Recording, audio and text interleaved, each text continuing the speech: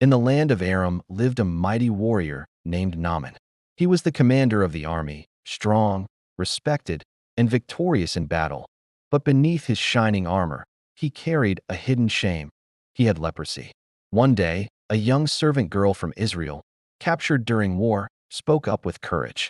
"If only my master would see the prophet in Samaria, he would be healed." Her words planted hope in Naaman's heart. Desperate for healing, Naaman went to Israel with gifts, letters, and his soldiers. The letter was to the ruler of Israel, saying, "I have sent my servant for you to heal." When the king read the letter, he tore his clothes and began crying and saying, "Am I God who can heal a man with leprosy?"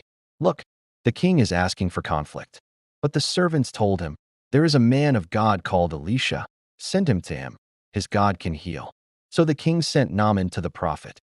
Naaman arrived at the prophet Elisha's house, expecting the prophet to meet him and heal him.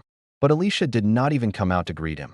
Instead, the prophet's servant delivered a simple command: "Go wash 7 times in the Jordan River, and you will be cleansed."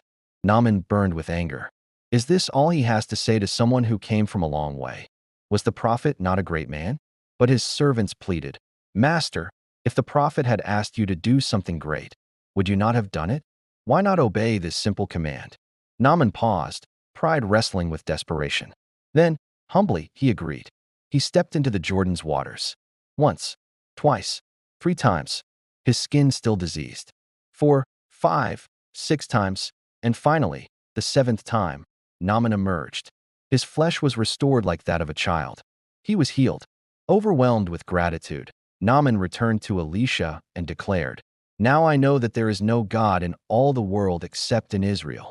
So now, please take this gold and silver." But Elisha refused.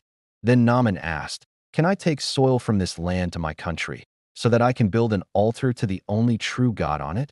Elisha approved. So Naaman took soil from the land and started going back home. Then behind him came the servant of Elisha and said to him, "The master has met new guests and is in need of the gifts." So Naaman said, "Take as much as needed." So the servant took the gifts behind Elisha the prophet. When he returned, Elisha said to him, "Why did you do this? Since you did this ungodly act, you shall be sick with leprosy all the days of your life." And immediately the servant's skin became white as snow. The mighty warrior had found more than healing. He had found faith. But the servant that disobeyed God and tried to get gain in vain ended up getting a curse for life. Naaman's story reminds us, God's power is not found in pride or riches, but in humble obedience and faith. And nobody can outsmart God or hide from him.